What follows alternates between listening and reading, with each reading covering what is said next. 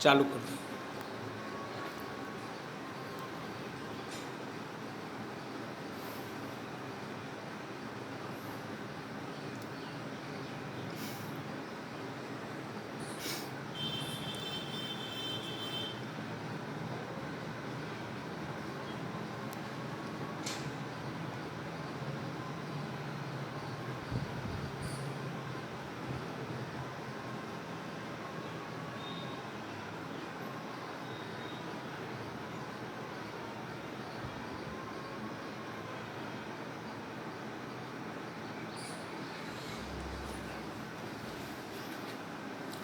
बच्चों सुप्रभात। आज हम लोग व्याकरण के समास पाठ को पढ़ेंगे। ठीक है, समास के बारे में आज हम लोग जानेंगे।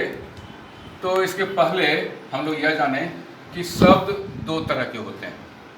शब्द दो तरह के होते हैं, एक होता है मूल शब्द और दूसरा होता है व्युत्पन्न शब्द। मूल शब्द जानते हैं कि क्या होता है।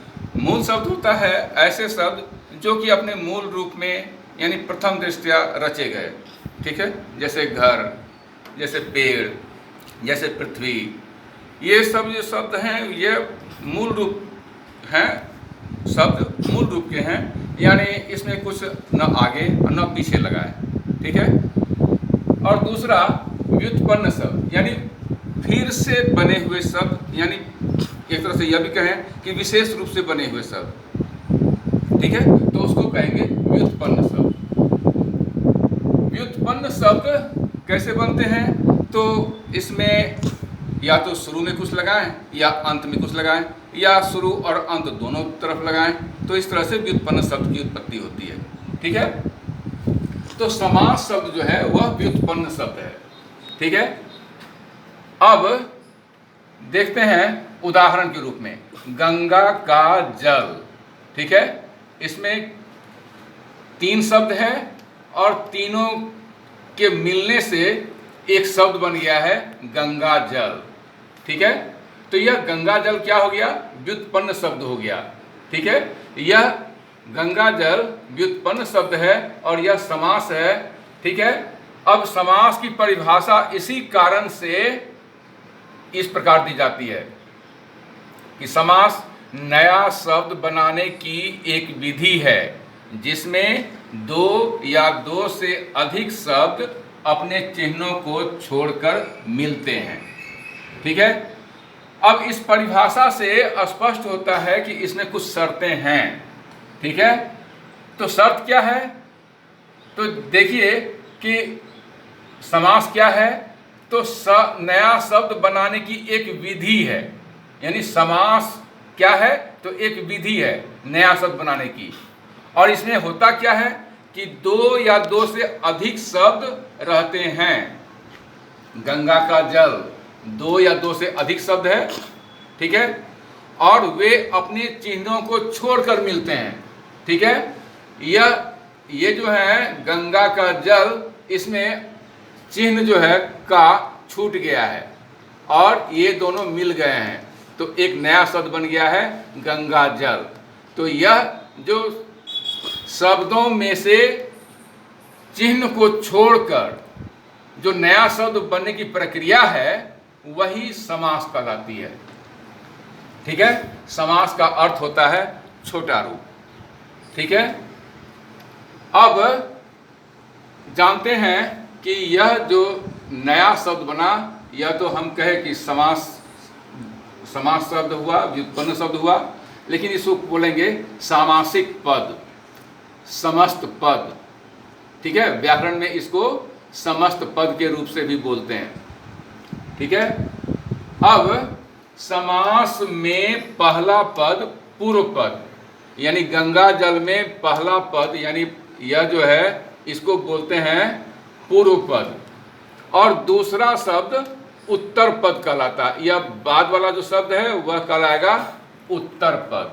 ठीक है, अब इस समस्त पद को फिर से इस रूप में, पूर्व रूप में लाने की जो प्रक्रिया होती है उसको बोलते हैं समास विग्रह।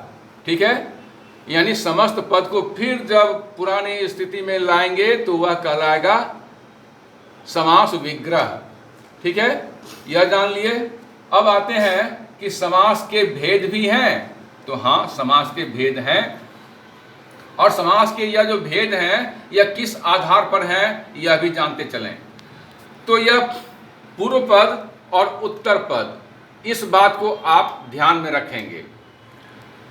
ठीक है, कभी पूर्व पद प्रधान हो जाएगा, कभी उत्तर पद प्रधान हो जाएगा, और किस कारण से पूर्व पद या उत्तर पद प्रधान हो जाएगा, इस आधार पर ये जो समस्त पद हैं इनके भेद होंगे। तो पहला जो भेद है वह है अव्ययी भाव समास। ठीक है, अव्ययी भाव समास का पूर्व पद अव्यय होता है। अव्ययी भाव समास का पूर्व पद अव्यय होता है। अब देखिए एक उदाहरण लेते हैं। आमरण, आजीवन, यथाशक्ति, इसमें जो पूर्व पद है आ, यथा, ठीक है, तो ये जो हैं अव्यय हैं, और इनके योग से, यानी ये जो आ, यथा जो मिले हैं, तो मिलने से यह जो समस्त पद बना है यह भी अव्यय का काम करने लग गया है। ठीक है, तो इसको कहेंगे अव्ययी भाव समास। मतलब हुआ कि जिस समस्त पद का पूर्व पद अव्यय हो और वह समस्त पद अव्यय की तरह कार्य करे, उसे अव्ययी भाव समास कहते हैं। हो गया। अब दूसरा हम भेद लेते हैं, यह है तत्पुरुष समास। तत्पुरुष समास में क्या होता है कि उत्तर पद की प्रधानता रहती है। ठीक है, तत्पुरुष समास में उत्तर पद की प्रधानता रहती है, और इसमें क्या होता है कि अगर अलग करेंगे यानी विग्रह करेंगे तो इसमें कारक के चिन्ह प्रकट होते हैं। ठीक है, जैसे उदाहरण लेते हैं रेखांकित, तुलसीकृत, जन्मांध। ठीक है, अब यह कैसे कहेंगे कि यह तत्पुरुष समास है, तो इसको हम विग्रह करके देख लेते हैं। विग्रह करेंगे तो क्या होगा, रेखा से अंकित, यानी रेखा द्वारा अंकित। ठीक है, तो द्वारा क्या हो गया, यह कारक का चिन्ह प्रकट हुआ, अलग करने पर कारक का चिन्ह प्रकट हुआ। तुलसीकृत, तुलसी द्वारा कृत। जन्मांध, जन्म से अंधा, से प्रकट हुआ, यह से क्या है, कारक का चिन्ह है। तो इस तरह से यह तत्पुरुष समास हुआ। ठीक है, अब इसके बाद कर्मधारय समास। कर्मधारय समास में पूर्व पद और उत्तर पद के बीच विशेषण विशेष्य या उपमान उपमेय का संबंध होता है।